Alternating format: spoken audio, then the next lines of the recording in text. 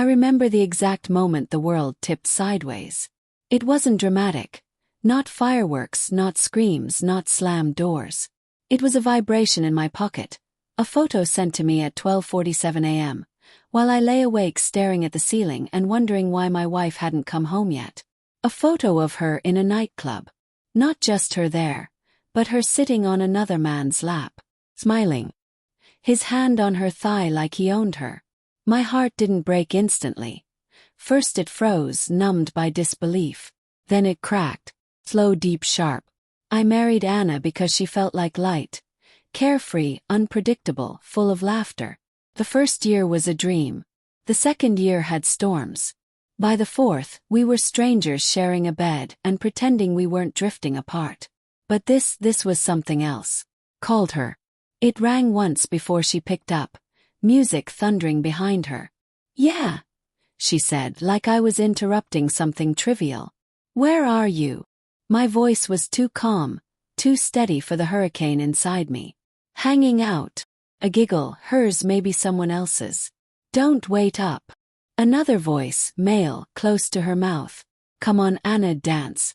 Who was that? Yes. She paused long enough for truth to show itself. "None of your business," she finally said, cold as glass. "I told you I'm going out. You don't like it. Divorce me." And she hung up. No argument. No hesitation. She just severed the line like cutting a rope, leaving me dangling over something dark. I sat there for a long time, breathing, listening to the quiet. I wanted to scream, cry, break things. But instead I stood up slowly, put on a jacket and left. Not to chase her. To think. Because the moment she said divorce me, something in me snapped into clarity. The night before everything changed. It had been months of growing distance. She stayed late at work often. Smiled at her phone more than at me. Hid the screen when I walked by. I kept telling myself it was stress, or that I was overthinking, or that maybe love just changed shape over time. God, how I tried to rationalize it. I remembered asking her one evening as she put on makeup in front of the mirror, slipping into a dress too short for comfort. "Going somewhere. Out with the girls. You didn't mention that earlier." She rolled her eyes, applying lipstick with delicate precision. "Do I need your permission?" "Of course not. I just want to know." She turned to me then, smile tight and distant. "I won't live like an old woman just because you're boring." That sentence stayed with me. Like rust, quiet but destructive. I didn't fight back. I just watched her walk out the door. Heels clicking like drumbeats, counting down to something I didn't want to face. Back to the night of the call. I drove for hours with no destination. Past closed shops and quiet houses. Past memories. Past dreams. Until I found myself parked outside the courthouse. At 4:12 a.m., I wrote a message and sent it to her. "Since divorce seems so easy for you, I'll make it easier. Papers will be ready tomorrow. Come home when you're ready to sign." No yelling. No calling her names. No dramatic threats. Just the truth, cold, clean, final. She saw it within minutes. 2 blue ticks. No reply. I turned off my phone and slept in the car. Morning. I woke to tapping on the window. I opened my eyes to see her standing there. Mascara smudged, hair messy, eyes red. She'd come home. Or tried to. She opened the car door silently and slid into the passenger seat. "You're serious?" she whispered. "Yes." She flinched like I'd struck her. "You'd throw everything away over one night." I stared at her.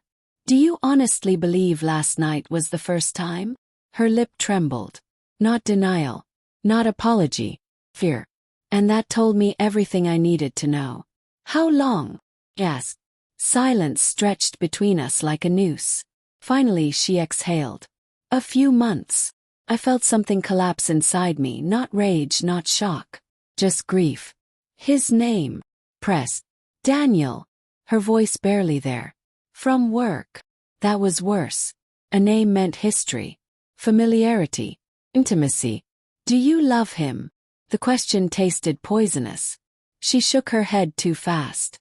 "No. I don't know. Her voice cracked. I felt unwanted. You stopped noticing me.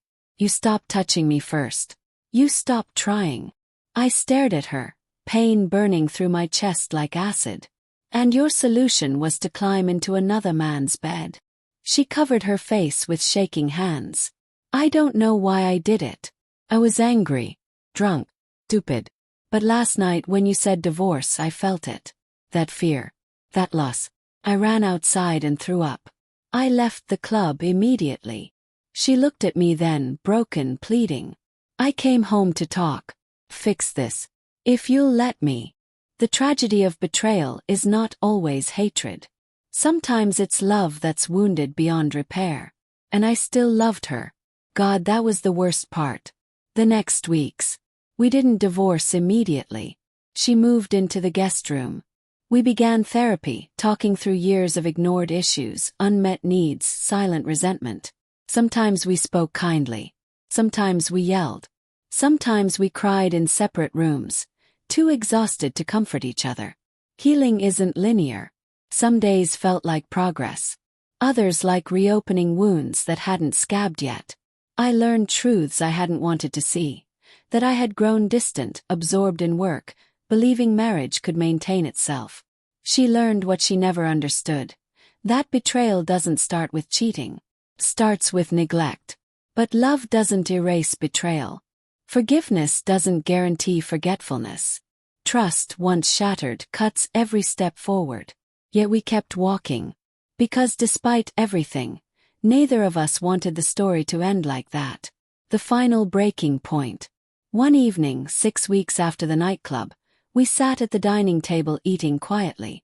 She cooked my favorite dish, dal chawal, like she used to when we first married. Halfway through the meal, she whispered, "There's something I need to tell you." I knew instantly. She hadn't cut him off. Her eyes filled with tears when I didn't speak. "He called me yesterday," she admitted. "Just to talk. I didn't meet him. Swear. I told him we were trying. But I didn't block him." Her voice shook. "I was scared you'd leave and I'd lose everything. I needed something to hold on to in case this failed." Oh. She had saved him like a spare heart. That was when I knew. We weren't rebuilding us. She was rebuilding a safety net. And I deserved more than being one option among two. My final reply. I stood up slowly, every joint stiff with heartbreak. "Anna," I said softly, folding her shaking hands in mine. "We could have rebuilt a castle from ashes. But you kept the match." She burst into sobs. "I'm sorry, please. Listen." I forced myself to meet her eyes. "You asked me that night. Don't like it? Divorce me. You gave me a choice. And I made it." She went still. Not broken. Fun. Cold realization washing that last hope from her face. I took a deep breath. Sharp, painful, freeing. "I choose divorce." That sentence was the reply that sent her running home that night. And now it was the one that ended us. Plug. It's been a year. The papers are signed. The house is quieter but kinder to me now. I walk in peace instead of paranoia. I sleep without checking if she's beside me. Some days grief returns like an old friend. Some nights I still trace the ghost of her in the empty space of my bed. Healing isn't clean, it scars. But I survived. And if there's one thing I've learned, it's this. Love is not proved by staying in pain. Sometimes the bravest, most loving act is letting go.